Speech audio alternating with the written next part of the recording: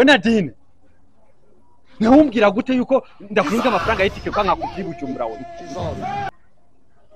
aho remo wamushaka kukibirori mu mitaye y'abavyeyi cyo umviriza Nadine cengiye mu nama we sane na usunda gutange muhira wewe ucumbira yuko amafaranga ndimo ndakweza rero unabyina mu wifata kwakata sane na usunda gusange muhira we kwanza umviriza uri mu modoka wamaze kuva kuri kote Bujumbura ubunyenda gusange kujya muyinga ni washika kuri parking ucunyandikira umubwire ahantu uri uzunda kubwire ahantu ndi ututora ufungurura nyoko wowe yagiye mu mirima kandi cyo ndankivyana bye muheza kwishyura mugaca mushaka kukibirori Bujumbura ukugira ngo abavyeyi mugume batuntuza mwebwe koresha umwanya rero kaje ngiye mu nama ndanagukupira byara bitagira indero. This man, I don't want peace. I want problems always. God have mercy upon us. I'm telling you. Aho munama muratuha. Like I could have killed a lot of people. Tagata. Who is this madman? 70 years old man. Nihuwa. Coming from?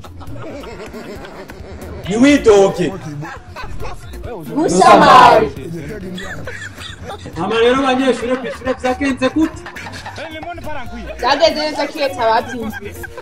Abo nawe ishatse kuzende guko.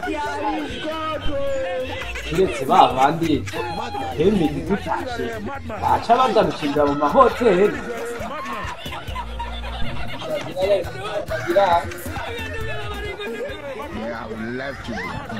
Mu bisanzwe nara bonye yuko mu banyeshure harimo bicana babi umbwira gute kuri umunyeshure ugenda kwishura abavyeyi baguharushaho kuja kwishuri ugatsiza wavyimvye ivyo bintu birabaho.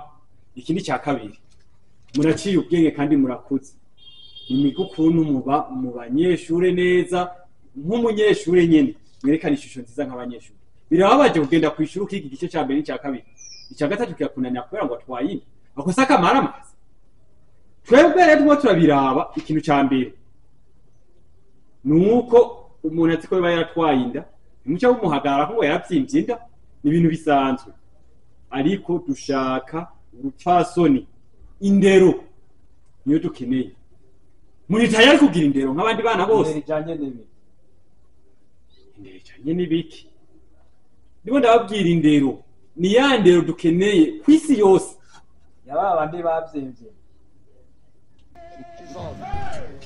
None wabonye umuntu bari ngaha keje kwisira gusa cyane wayisize. Enga shaka kuba wombeshe. Cyo bona ukuntu ngana je hotel.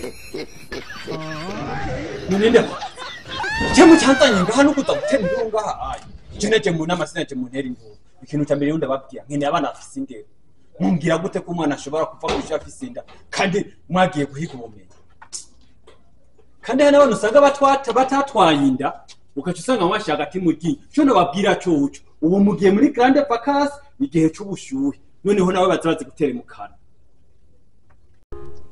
shaje ndanyaye ibice bitatu nabimaze amezi abiri yo ngo Daila. Le monde part en couille. Non. Ninde umuntu amara mwitabe ngaha Allo, papa namaze gushika ngaha kuri parking ya Muyinga Inguntore. Sawa ndaje.